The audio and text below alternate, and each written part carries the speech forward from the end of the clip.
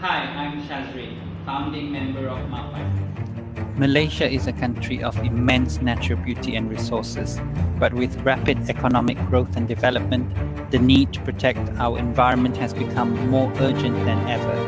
That's where MAPAN, the Malaysian Association of Public Advocacy for Nature, comes in. MAPAN is dedicated to helping MSMEs adopt environmental, social and governance or ESG practices through bottom-up training, capacity building and disclosure reporting. In addition, MAPAN is working to contribute towards the unification of ESG compliance mechanism, including a Malaysian ESG standard that benefits 97% of business establishments in Malaysia. Through private-public partnerships, MAPAN is helping to fast-track the embrace of ESG practices for smaller enterprises for a better, more suitable future for Malaysia. Join MAPAN in our mission to promote a sustainable future for Malaysia. Contact us today to find out how you can get involved.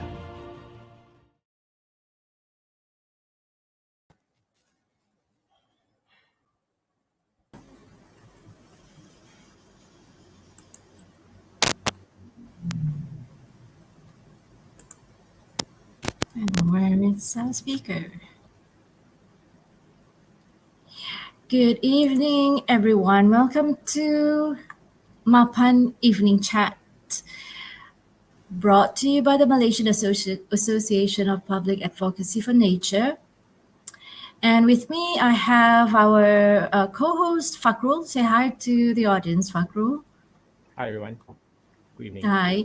So thank you for joining us. So today we have a chat on ESG Essentials and Need-to-Knows, and presenting you our speaker for this evening, Raja Shazrin Shah, who is the Managing Director of Galaxy Tech Solutions, Kuala Lumpur Sendirian Berhad. So he is basically an expert in ESG in his own way, and he will give us knowledge sharing on the subject matter. And please, if you have any questions or any comments, opinions, please drop them in the comment box. Okay, shall we start, Fakrul? Yes. All right. Okay, over to you, Shazrin. Okay, maybe I could sort of like start by triggering this question. Okay, so what does ESG stand for, and why is it becoming sort of like important? Basically, you look left, you look right, you look front, you look back, you can see ESG, right? So over to you. Thank you for that. I think ESG has become quite the buzzword of it, and even though it started with requirements by regulators for public listed companies to actually come up with their sustainability disclosures, it has somewhat become a representation of an entity towards showcasing its sustainability performance. In other words, people are also looking at ESG as a means for organizations to actually showcase or display their responsibility towards the nature, towards the community, towards people around them. So, in short, I would say, the 3 second definition, ESG stands for environment, social, and governance. And it's becoming important lately because of the awareness, I would say, the awareness of the global community, the awareness of the general public towards climate change, towards other issues, social issues like social justice, and then the change towards holding the corporate community accountable for its actions, for the business activities that are around. And I think from the technical part, even though you see the people that are being held on point is actually the corporate institutions, by the investors, and also by the consumers looking into having a more sustainable and a more ethical business practice by entities around the world. So that's my short take on what ESG is. All right, it's great. And then in terms of, because ESG is about performance basically of a business, however big or small they are. So how does that impact the financial aspects of the company?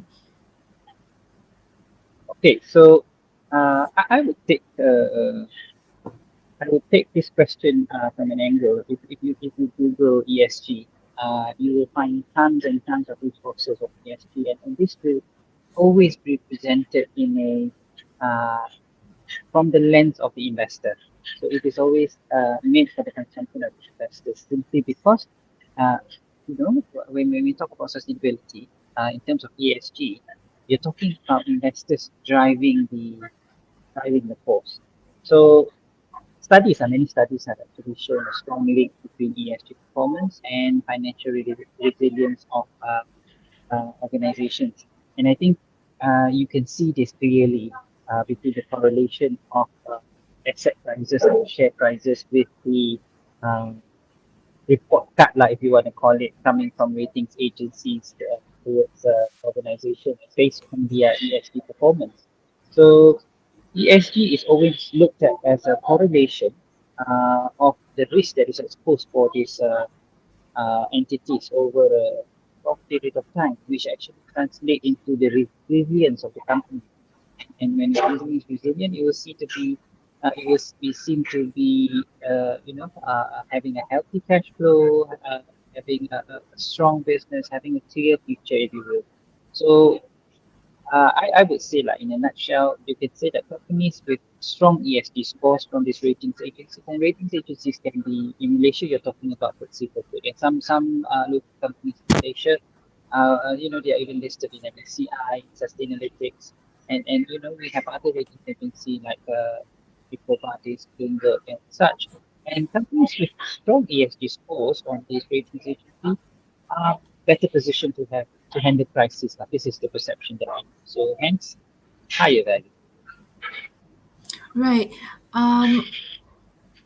What about the idea of innovating using technology? I think maybe a lot of people, a lot of businesses would think that in order to be practicing or be complying to ESG, then they will have to invest in technology that will improve on their performance. So, what do you think about that, or what do you say to that?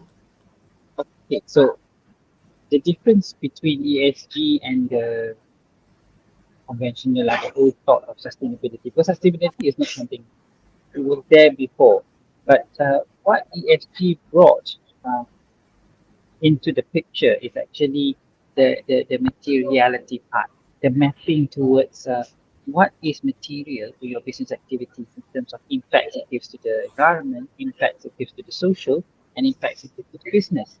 So that's what it brings. So when you're talking about technology, if you're talking about mitigation kind of technology, for example, if you're talking about mitigation towards climate change or greenhouse gas emission, you're talking about bringing in renewable energy, for example.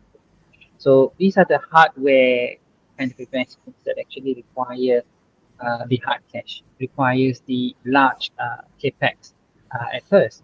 But if we are sticking to the matter and fact, we're just talking about ESG, it's really essentially a report which showcases sustainability performance.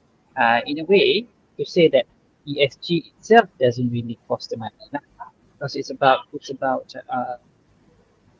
developing the materiality, meaning developing a picture, a clear picture, a correlation of how the business activity impacts the social and the environment, and then showcasing what is being done, what frameworks are being put into place, so that these issues or these risks that are covered are being addressed or are being mitigated in a sense.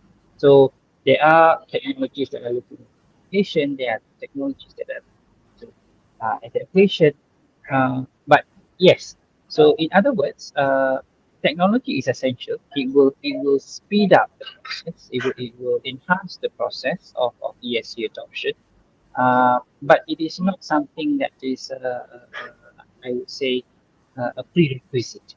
So jangan katalah you should say don't come from a standpoint of if technology is not there, this is not because that's not what it is. All right.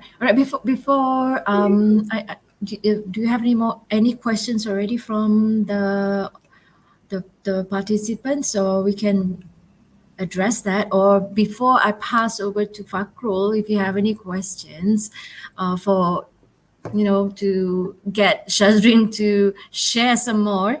Okay, probably what I'm curious about is, okay, we have ESG, but is there any sort of other measurement which is equivalent to ESG, which like the people are actually practicing, like the People Profit Planet? I don't know, like, because I'm just curious to know. Yeah. If you're trying to put some sort of spectrum or some sort of quantitative measure lah to environmental performance or to sustainability performance, for example, I would say many companies in the early stages of ESG adoption, they would be more comfortable with numbers, which means that they're always looking into a quantitative kind of state to report sustainability performance. And this is where you're looking at adoption first to disclose GHG emissions. So this is why you see a lot of companies that are starting their ESG journey. You see that they are likely to be reporting on their carbon emissions first, and then throwing out the decarbonization plan. Because the matrix, the quantitative matrix, is easier to understand in a sense. Then that's where the other environmental impact comes along. If you're talking about water usage, you're talking about waste production, you're talking about biodiversity loss, you're talking about climate change. These are the other kind of impacts that are being brought into the picture. Of course, there are other measures as well, with more qualitative measure, especially when we're talking about the social part, to an extent the government part as well. But even then, if you're looking at the more simplified framework, like Securities Commission came up with the SCDG, like the Simplified ESG Disclosure Guideline, where they actually try to translate those social parameters and the governance parameters into a more quantitative kind of figure that you can digest. For example, when you're talking about human capital development, so they will frame it in a way to say that the percentage of your staff that has undergone certain kind of training, for example. So that makes it like having a quantitative kind of representation. Yeah. So I think that's where people is coming. And the guidelines, when were they published? Okay, so I can't remember the exact date, but I think last year, late last year is where we saw some of the prominent guidelines coming up. Of course, you have the internationally accepted guideline, which is the GRI and the SASB is there. Then over the years, Bursa has also had its own line, and late 2022, the third edition of the reporting guideline came out. Last year, we saw Securities Commission coming up with the Simplified ESG Disclosure Guideline, or SDDG, for the value chain. And then following that, MITI came up with another guideline for manufacturing entities or businesses called IESG, if you will. Then only yesterday, so this is the fresh out of the oven news, that only yesterday, the Deputy Prime Minister launched the quick guide to ESG disclosures by SME Corp. So I had the pleasure of actually to be involved in the development of that guideline. So these are the ones that are on board in Malaysia. Yep. Okay, that's great to know. I'll be looking that up. So maybe Fakrul, would you have anything you would like to share? Ask Shazrin. Go along. Uh, Yeah, we have the E, we have the S, we have the G. So he's all packed with info to share with us. yes, indeed. Thank you, Shazrin. I have a few questions that I would like to ask, but I think before that, let me reverse a bit. Well, I believe some of our audience may already know Shazrin, but then on behalf of those who don't might not familiar with Shazrin before, maybe Shazrin, can you share with us maybe some on your background, probably what are you doing? I mean, Okay. what kind of business are you currently doing? And then what what what what have may have brought you into ESG world? Okay. So jauh tu faktor ke belakang. Itulah. Really taking a step back. But yeah, perhaps it's warranted as well. So I'm a chemical engineer by profession. So I graduated computer engineering with a bachelor's in computer engineering at about four. But even then, I've always had this inclination to the environment. So I had a mentor back then, and we were talking about sustainability. She was always talking about sustainability, and I sort of picked up an interest towards sustainability. And my early works in environment on my own, doing consultancy work. And before that, I was involved in research. I was continuing an advanced degree, a postgraduate degree, also in chemical engineering, still in environmental applications. Uh, Towards chemical engineering uh, research there. Then my early work were involved in the green industry, green production, and the development and incorporation of carbon emission as a means to actually measure environmental impact of certain activities. So that's where it started actually. So into 2017, I drew my last paycheck uh, from a company, and that's when I started my own practice. And ever since I've been a full-time consultant, I have my own practice. And of late, we are working a lot on the development of this campaign. We're looking at developing ESG reports for corporate entities, and we also do contract research. And last year, I had the honor as well to be invited to fund as a founding member by Mr. Ben. And here I am right now. I'm actually the host of this show as well when you are not around, right? When Yes, you yes, and yes. finish, we Mm. take turns. So So that's what yes. So for those out there, if you don't know, MAPAN stands for Malaysian Institution of Public Education for Nature. It's an NGO, and we are currently trying to focus in facilitating SG in Malaysia.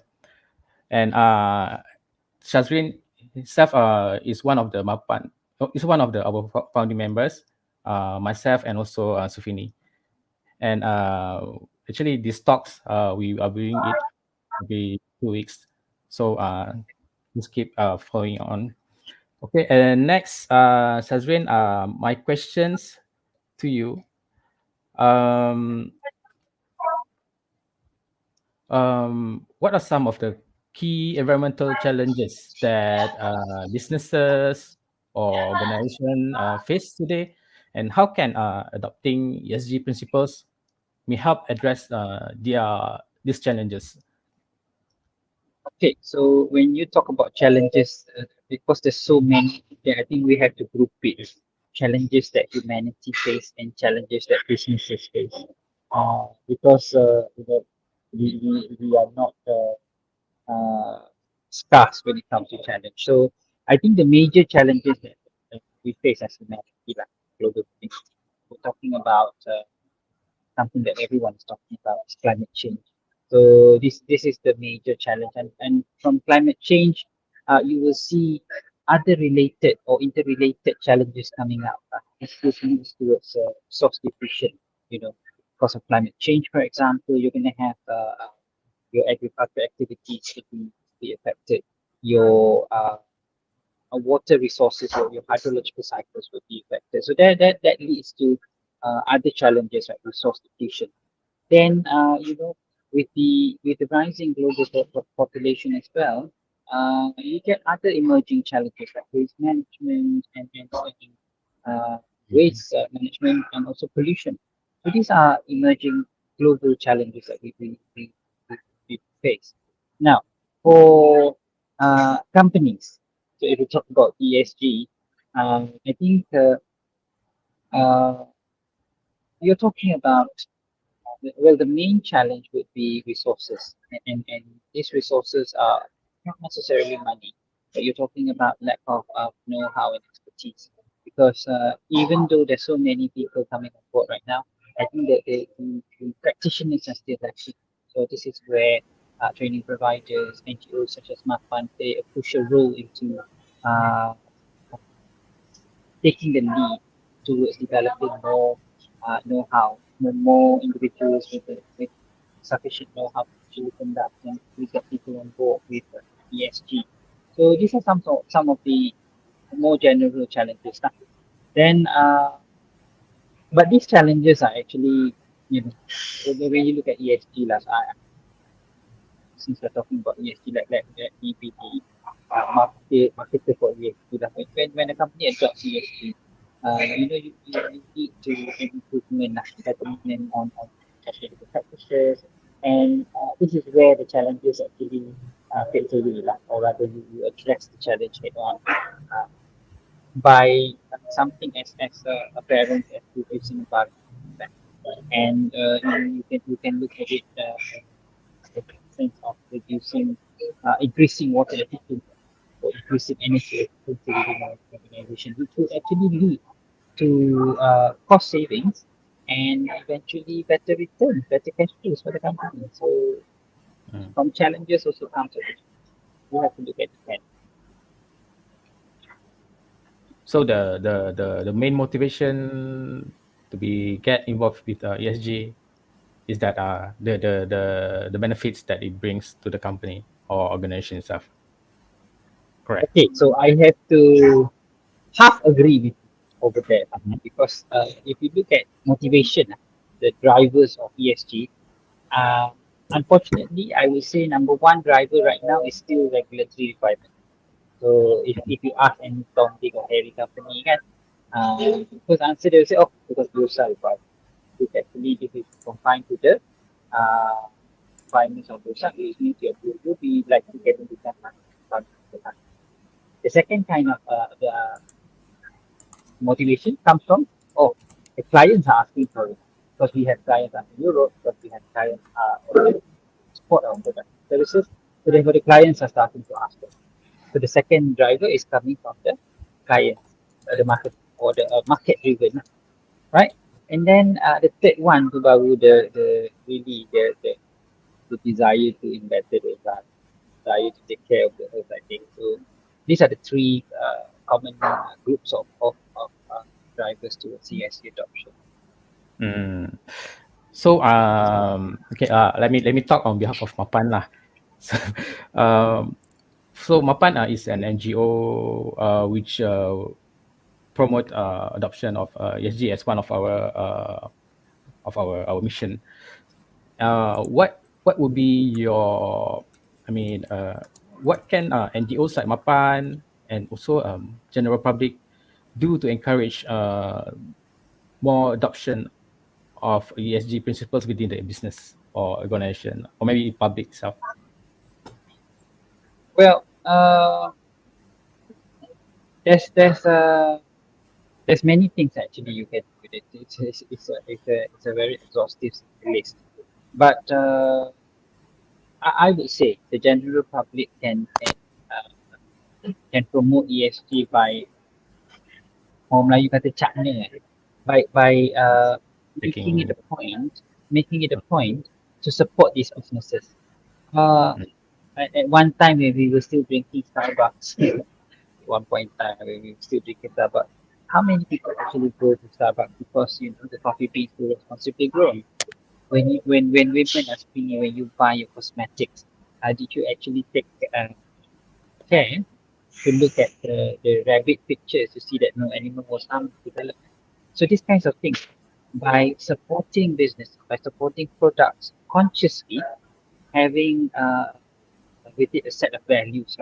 I do not harm the environment, not to harm the animals or things like that.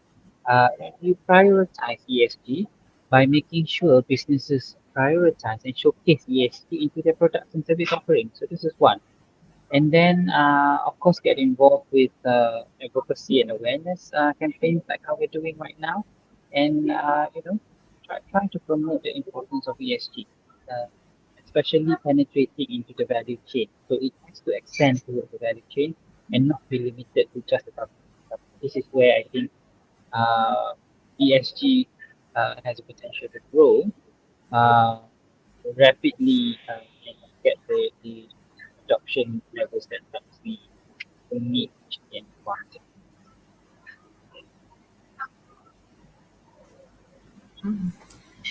Okay, thank you.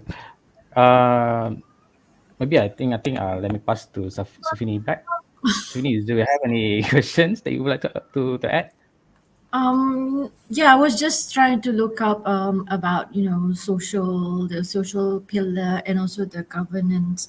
So sometimes when I read like an article or sort of like a short write up about ESG, they would say like under the social pillar, the usual thing that people will look at is like gender equality, and then the age, the wages, ethnicity, and then etc etc etc. So is it because this etc etc is sort of like a more sensitive aspects to actually delve into, or is it something that the entity can define according to how they see the social pillar to be? Okay, so in the past, maybe talking about the Asian context, ASEAN context, especially, when people talk about the social, you tend to get the and so on and so forth, or etc., kind of extension to the topics of social. But right now, I think people are quite clear. People are more comfortable talking about social aspect. Uh, people feel less threatened to disclose their social standings, right, within an organization. So people do not feel janggal, do not feel awkward when they disclose the number of men and women working in the company. So this also extends to disclosing. Previously we talk about social aspect, social data regarding social performance. This will always be regarded as a hukum dijaga kind of thing, when you're actually showing people your weakness, showing people how you treat people, which is actually the main value at the heart, ESG, sustainability.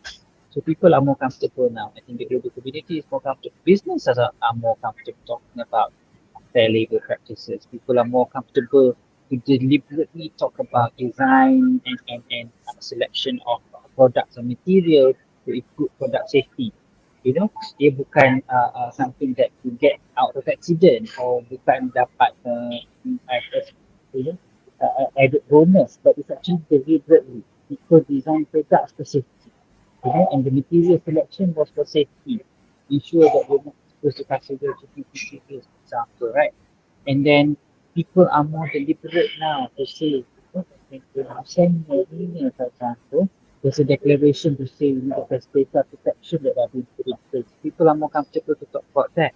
And people are even, corporate entities are even telling people that, we have multiple sites that they are working on, and they are putting it as an SOP to include public community engagement as uh, part of their activities that they need to do before they make decisions and things like that. So people are more comfortable talking about aspects within the social realm. And this has actually resulted in a very positive impact. So I would say you see now workforce diversity is much improved in the organization. You see maybe not in politics, but yeah, general workforce. You see more inclusive policies being laid out by corporate entities, multinational companies in Malaysia. And of course, you see more and more community development programs being made out and being supported by uh, corporate organizations all over the country. And this is not just limited to helping the indigenous people. Now you see community engagement programs, community development programs, community empowerment programs being laid out by corporate entities as part and parcel of their uh, businesses. So that's what I'm. All right. So good thing you mentioned that part and parcel of their sort of like daily practice. But I just came across this sort of a myth saying that ESG is something that is driven more by the millennials rather than the other generation. So I'm way over the millennial generation. So what do you say to that? Because well, basically, when I want to write about sustainability or circular economy, for example, I would always come across writings that say it's the millennials who are environmentally more conscious than the others. So maybe I think Fakrul, you are a millennial. Are you, or maybe No, not Shazrin? so, not so Not millennial. But then yeah, can but consider a bit lah. basically with ESG, that's apparently it's a myth. But what do you say to that? Okay, so I don't know whether millennial and the Gen Z and Gen X and Y. I'm not sure about where the age and dates of birth at all. However, I do find that the young are more conscious these days about the impacts of anthropogenic of human activities towards nature. So with or lack of understanding, uh, the passion is there, you know, the care is there. So Mhm. some of them may not be very technical towards what can be done, towards what needs to be done, but the attitude, culture change is there. That's where we can see. So we will see efforts like the no more say no to plastic, efforts like don't ask for straws, efforts as simple as that slide button in your Grab order, do not ask for cutlery. These are something that is more open to the youth or the younger generation. Because you know, now the value system has changed a little. You know, Mhm. so you don't hear people saying things like, "Oh, kita dah bayar, what?" You don't see. Less and less people are talking about that. So I've used this a couple of times already. You see the evolution of perception when you talk about acceptance of sustainability. For example, let's just take something that we all still remember fresh in our mind: plastic bags, right? How it started out was, jangan beli benda itu susah, tak ada plastik, right? So it started out as a negative voice, right? But now the same statement, I think I used the same example when we were talking to Intan 2 weeks ago, right? So Mhm. the same statement people say now, kedai tu tak ada plastik. So it's a reminder that we are in that phase now, we're in the neutral. So I think that soon it will be, jangan pergi kedai tu ada plastik. If you do eat plastic, people will not go there anymore. So cause and behavioral and cultural change is a force to be reckoned with. And I think a good example to see now as a result of the conflict in the Middle East, for example, you see, the global community came out and we are very comfortable to forego certain things, to boycott certain things. So this can happen. Once people have that uh, going into their soul, going into their blood to say, this is what we stand for. Can you imagine if this is what people stand for sustainability and for the environment? So you will see lah, no more plastic, no more styrofoam. Styrofoam is long gone, right? When was the last time I saw styrofoam? I think it was a picnic, somebody served me in the cup or something. But other than that, we've done away. Right now. So positive change in the future, I'm sure. Yeah. I mean, okay. Let's make a comparison, but probably more like a assumption ish. But there's you have someone in within an organization practicing, like reporting, practicing ESG. But when this person goes out, I mean, out of the organization, goes back home or goes to the park, and then he or she throws rubbish not into the bin, like into the lake. So how do you see this? Like, you ESG is practiced strictly or adhered to in the office or in the organization because there are measurements. They measure it, but outside they don't practice like all these sustainable practices. So what do you say to that? Or I mean, what's your comment? Maybe an opinion. Yeah, I'm just I wondering. think this is where I'm beginning to realize right now, because I'm involved in this task force on planetary health, and I'm in a group or pillars, they call it, that we're talking about communication and behavioral change. So as I mentioned with the example of the boycotts just now, until we get it into our blood as a cultural change, cultural reform, if you will, things might be a little bit difficult to stick lah. However, I think many places, many instances right now, the positive are being adopted, and the positive efforts, positive cultures are being accepted and adopted as part of the culture uh, more and more easily lah, I would say. And it sticks rather easily. I give you an example. I live in Petaling Jaya, Gavansara, right? SS20 lah. It's quite a matured kind of taman lah. It's a matured residential area. Try and throw the wrong rubbish in the wrong plastic setup. You end up in the taman WhatsApp.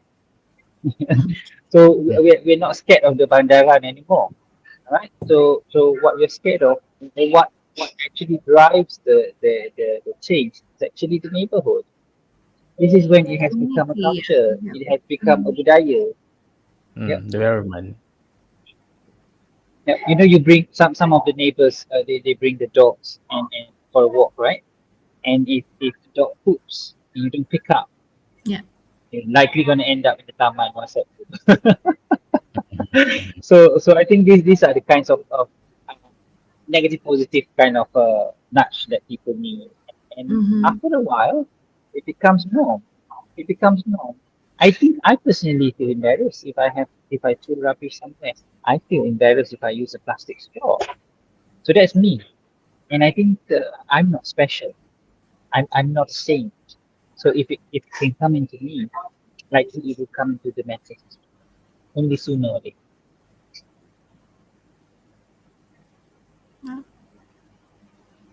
I Fadli, have have hope any- lah, Sufini, in humanity. Janganlah tengok saya macam tu. I have hope in humanity. I know you practice you practice your sustainable practices are really really something to orang kata to ikut lah, to follow lah. Banyak yang I envy lah, tapi macam tak boleh get to where you are at the moment, But of course, I really, macam for me, I really make sure I don't throw rubbish. I just don't simply throw rubbish anywhere.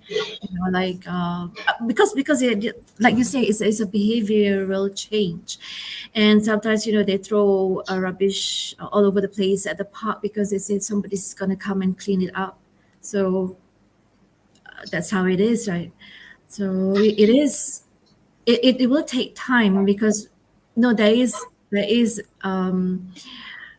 maybe from a result of a study, or I'm not too sure, but it's like we're about 50 years behind Japan in terms of this culturalizing our attitude towards environment and nature, like not to throw rubbish around, so it takes I, time, but of course we will it get.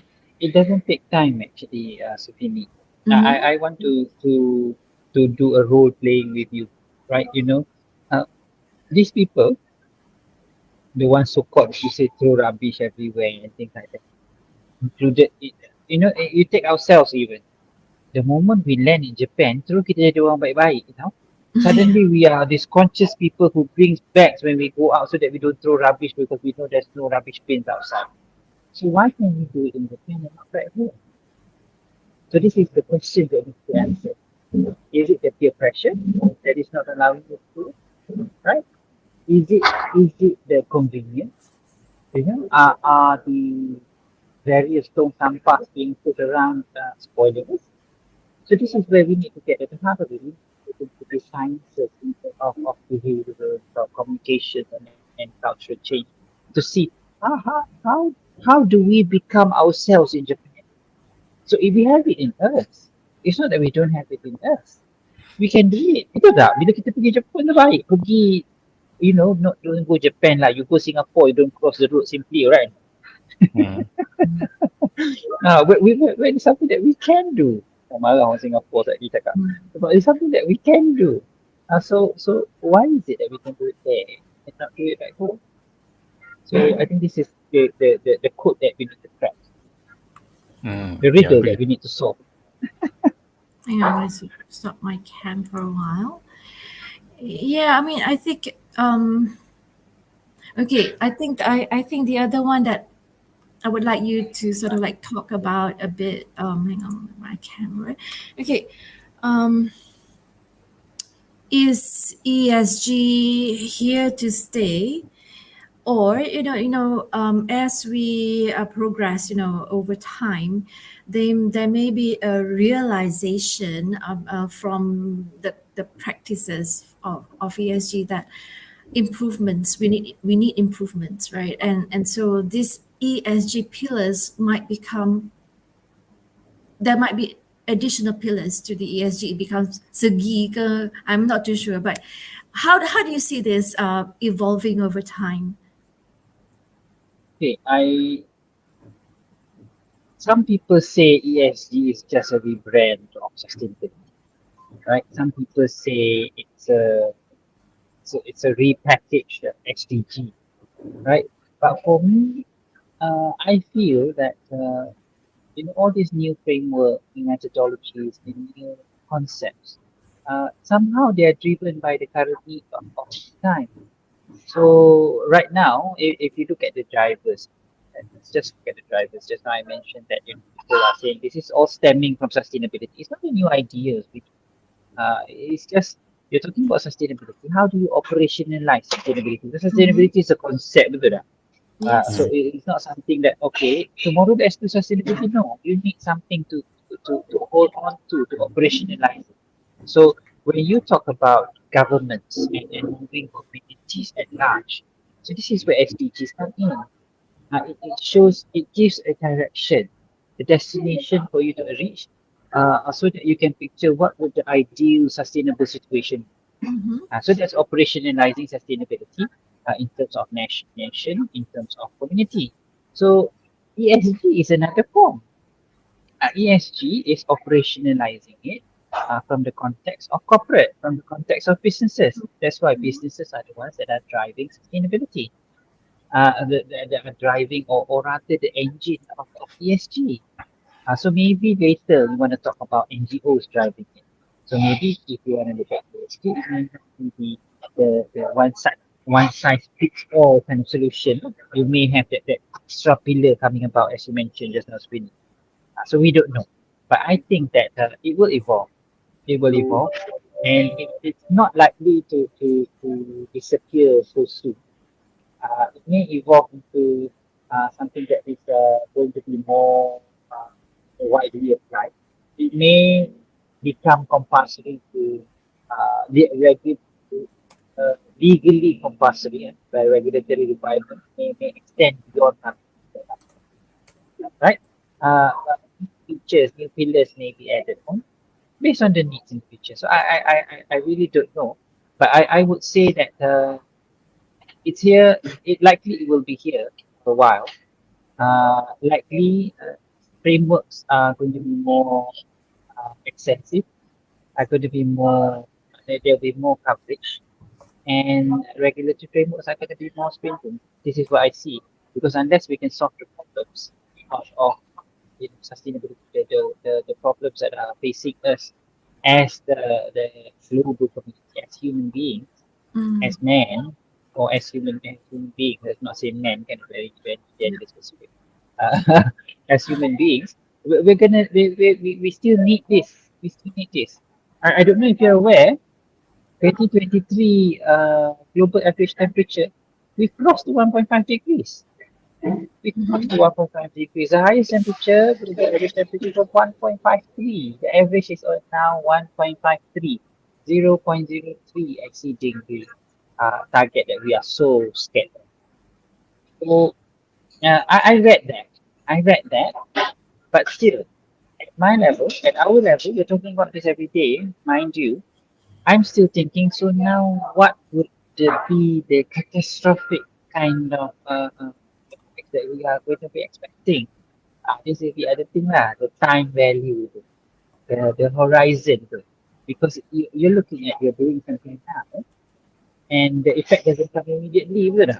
If you eat bad food, if you eat rotten food, tomorrow you get diarrhea. So it's a matter of hours, right? So this is why people tend to overeat as well. It's so easily overeat because you're going to be overweight months later, not tomorrow suddenly you're overweight. So this is where I think climate kind of situation falls under sustainability because you don't see it tomorrow, you don't see it day after. You Yeah, might see it 10 years down the line. Mm-hmm. All right. Do we actually have anyone who's left any comments? I don't see anything Mhm. from my side. I'm not sure. Yeah, Is that the I'm is it sure that whoever's joined us would have would like to give their insights or opinions or share their experiences. Yeah. So please um do. Yeah. yeah. By the way, thank you, Sufini and Shazrin, for raising up the questions and discussion just now. I myself also was confused when I first heard about this bombastic word ESG. Well, actually, the after that, I only realized that it's just a normal practice that could be what we are doing in our daily things, like maybe manage kitchen waste, domestic Mm-hmm. waste, collaborate water, and like tanam pokok. So Just what document dia we macam nak record saja apa yang you buat kan, to yes. record in a more systematic way, So in a systematic manner, that is. Yeah. so Shazrin, based on your experience, dealing daily with businesses and maybe SMEs who are maybe totally new to ESG, what kind of confusion or maybe things that they are not aware, and maybe that's could be the things that driven them away from adopting ESG. I think one of the challenges is people mistake ESG or rather mix up ESG with the efforts now. So when we talk about ESG, essentially is that disclosure that you're referring to, the sustainability report, like make sure we call it sustainability, is showcasing your environmental performance. So it doesn't have to start with the investments, with the technological investments that you need to make. So this is, I think, the perception that people get when you want to do ESG, you need $2 million in the bank to run the ESG project. No, I think this is the perception, the negative perceptions that we have to somehow try to avoid, try to clean up, to get people to understand that ESG starts with the disclosure. And in the development of the disclosure, what you will get is you will get to uncover materiality topics. And this is where you can then craft to say, okay, if this if the materiality topic is related to our business activities A, B, C, and D, so what then frameworks in place that you need to put into your company daily operations to address or to mitigate this A, B, C, and D. So that's where it's coming from. This is where bila a lot of people are talking about ESG, they make it so complicated. It's just that. It's a report that showcases your environmental or your sustainability performance.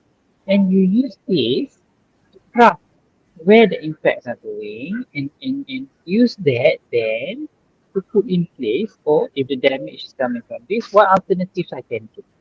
It's actually just simple as that lah, sebenarnya and patut. It's not big science. You have to panggil one mak saleh consultant and all that. No. Far from. So yes, so audience out there, so so just now you just shared, right? So actually ESG is just very simple things to do. No need to be too complicated. And you just try to reach out. Maybe we would want to make a quick announcement before we go back to this evening's topic. There's an announcement to make. Who's doing that, Shazrin? I think Are you Ben, doing it? right? Oh, Ben. Ben has some announcements. Ben, yes. Let's bring him out. Hi, good evening, everybody. My name is Ben Ben. Ong. Yeah, I am the founder and chairman of MAPAN. Interesting. ESG got three parts. And to get things done, there are also three portions to the job. Firstly is the individual that has been spoken about. If every one of us start to be more disciplined, more hygienic, and then more caring, then we will help the country, which is the second component to the ESG universe. And of course, when we talk about ESG, very much to do with businesses, because businesses, in the process of they producing goods or services, they tend to emit more carbon than individual. Having said that, we must also remember government is the biggest producer of goods and services. They are both at the production as well as a consumption end. So that's why MAPAN, from our perspective as an NGO, we're trying to see what roles can we play in between these three domains of the government and then the individual as well as the businesses. Of course, in more simple terms, ESG basically means it is a universal health that we are talking about.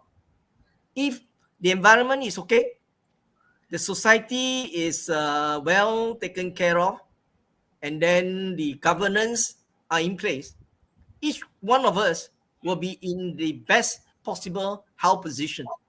That's why, in shorter words, it means worldly health, worldly health, for which everyone would need to contribute. So for this 2024, our first project is to roll out a program whereby we can move ESG in a way that everyone can play a role. As so much has been spoken earlier by the host as well as a speaker, we realize that it is a combined effort of every individual. Because at the end of the day, businesses makes up of people, regardless of however high the digitization or the automation. Someone would have to figure out how to manage those machineries, equipments, Yeah. regardless of the level of AI, the level of IoT, the level of say blockchain or big data. Someone would have to first figure out, how to manage this animal, this machinery first. So having said that, then if we go back to the root, for each one to be highly motivated, because ESG is rather new. I foresee the day will come when ESG will be as common as ISO. Today, if you do business, the first thing people ask you is, which ISO system are you using? You know, the most basic of all, you must at least have, say, 9001, you know, which is a basic management system. So that is the protocol that people, you know, whether you are a consumer or whether you are a buyer or whether you are a seller, as long as you are in that ecosystem, you know, then it become basic, fundamental things that has to be in place. So ESG has got a better perspective in the longer term application because it combines practically all the system, all the management regime in the world. And they Yeah, I coil think, it all together in a matrix whereby anything you talk in today's life, it either hits on the environment pillar, alternatively, it can be in the social part of it, or at the end of it, involves governance. You know, so it's very much a hybrid kind of thing. So our plan is how to bring about a transformation of attitude. When people are motivated, things are done easier and much faster. And in order to do that, there's one very so-called commonsensical thing, but taken for granted. How many of us actually have good sleep the night before or every night? If you have because good sleep, because basically, thinking of ESG, thinking about you are ESG, doctor yourself. So okay, sleeping also Ben, is part of Ben, ESG. yeah, not to interrupt, but maybe we can just address this question from Mr. Najib. He asked, basically what he found is that researchers usually, when they talk about SDGs, but it is as compared to SMEs, where they really focus on the ESG aspect. So who would like to Okay, take that out? let me respond to this, Chenajit. Now, ESG basically gets its so-called root from SDG, you know, which is a bigger kind of coverage. And SDG talks of a lot more things than just what is embedded in ESG, you know. So for a country, SDG is very important because that is a benchmark that internationally, you know, countries and nations use as an interface. Yeah, when we talk of, let's say, climate change, we talk of global warming, we talk of climate actions. All this requires global fundamentals, and that's where I guess SDG plays an important so-called parameters, you know, that each party can clear and they can relate. But when it comes down to, let's say, a business level, unless you are a huge corporation, it is rather difficult, you know, to implement SDG. You know, so from a MAPAN's perspective, our feeling is, if you are in business, it's best that maybe you focus and concentrate on how to be a good corporate citizen, you know, by following the most basic standard of all, which is ESG. You know, and when you grow bigger or when you deal with bigger corporations, you can always collaborate with these so-called larger organizations to achieve the national goal of SDG. Thank I you. think if I can add on to that, Mr. Najib, it's not that they focus on SDGs. Like, I'm a researcher myself, but usually when we develop the survey questionnaire, we don't say, do you practice ESG, because that would turn them off. But we pose the questions in such a way is that we build in the ESG elements, but not in by mentioning the ESG. Like, say, in your practice, do you like how to say do you look towards, do you invest technology to save electricity, or do you invest in solar and so forth? So when they say they do, then we can say, we can relate that to ESG practice, ESG. But I think I also want to add, we don't say, do you practice ESG, or do you report? Do you do ESG reporting? We don't normally ask that sort of question.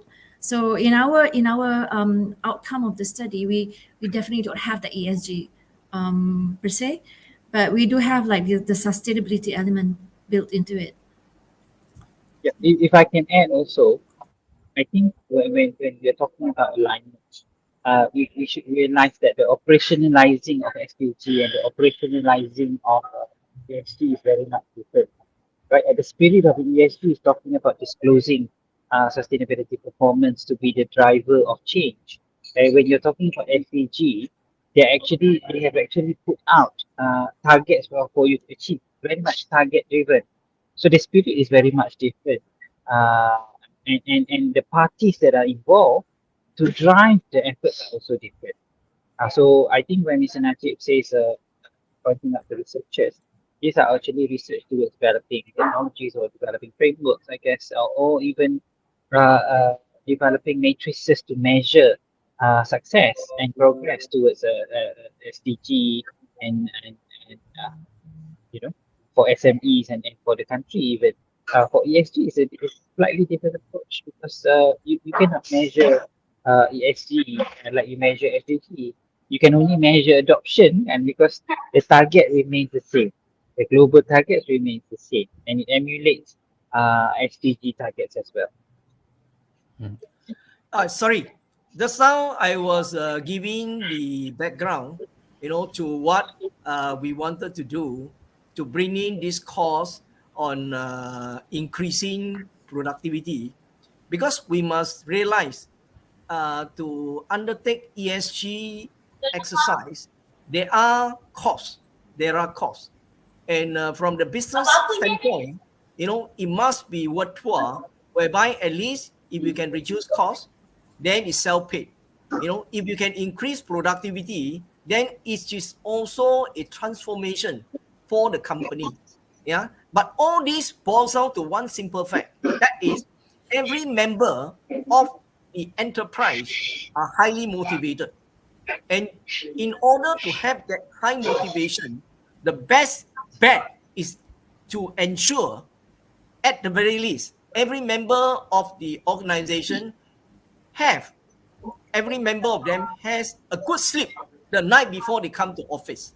That's why we are introducing this course whereby the sleep first comes in. Once well rested, then we can talk of productivity.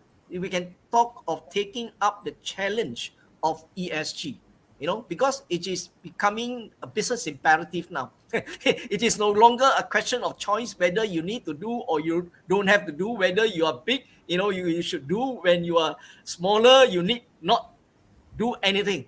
The so-called the understanding, or the trend today is, regardless of size, every businesses would have to start executing sustainability activities. And that is the conclusion as of today. The question is, when will this affect each individual businesses? Yes. That's where we feel 2024 has got an important role, for us to kick in, a course whereby we can disseminate this important and so commonsensical message, of getting a good sleep before we are able to so-called live up to the requirement of undertaking a new process in our business, by the name of ESG. Thank you. Yeah, if I can just add to that, I used to frequent a gym. Dulu a lot fitter than now lah kan. So but my the trainer used to say to me, the equation is 50% sleep, 30% makan, 20% exercise. So sleep is very important. And on that note, it's now 9:35. We need to go to sleep.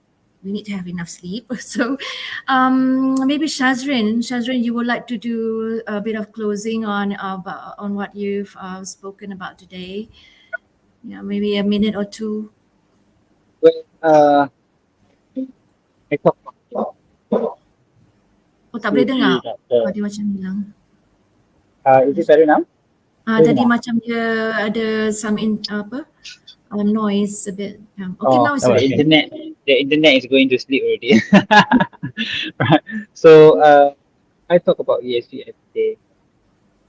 I feel that it has not dulled in my spirit yet, even though I talk about it every day. So I think this is simply because it's something that is very important.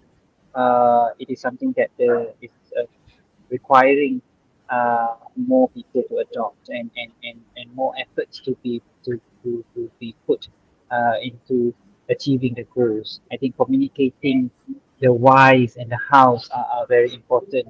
Not just focus on this is where sometimes I feel that we are focusing too much on certain group of people. For example, people tend to focus on just industries. People tend to focus on just SME. When really when you're talking about sustainability issues, when you're talking about challenges at a global level like climate change, it requires everyone's efforts. So this is a puzzle that we still, I think, everyone have to together crack to see how we can drive everyone to embrace, and that's where we will see a collective effort and probably a more lasting kind of results. So I think this is All right, thank you so much. Fakrul, anything, or if not, we can just close this session, but not before we announce that the next one is going to be on the 21st, right? On the 21st of Feb, featuring our chairman, Ben.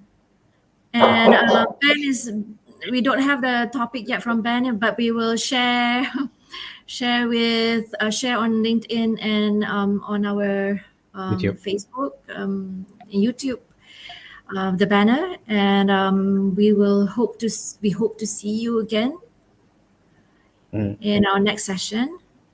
So let's say good night. all right. And thank you everyone for the attention. Question. Thank you. Thank you, everyone. See you again. Goodbye. See you. Thank you, Spinny and Hakro and Ben. Have a good sleep. Have a good sleep, everyone. Have a good.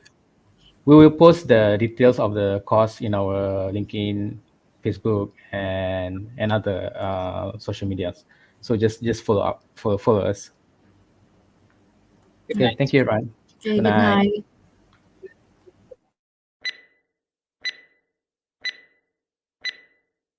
Hi, I'm Shazrin, founding member of MAPAN. Malaysia is a country of immense natural beauty and resources, but with rapid economic growth and development, the need to protect our environment has become more urgent than ever. That's where MAPAN, the Malaysian Association of Public Advocacy for Nature, comes in. MAPAN is dedicated to helping MSMEs adopt environmental, social and governance or ESG practices through bottom-up training, capacity building and disclosure reporting. In addition, MAPAN is working to contribute towards the unification of ESG compliance mechanism, including a Malaysian ESG standard that benefits 97% of business establishments in Malaysia. Through private-public partnerships, MAPAN is helping to fast-track the embrace of ESG practices for smaller enterprises for a better, more suitable future for Malaysia. Join MAPAN in our mission to promote a sustainable future for Malaysia. Contact us today to find out how you can get involved.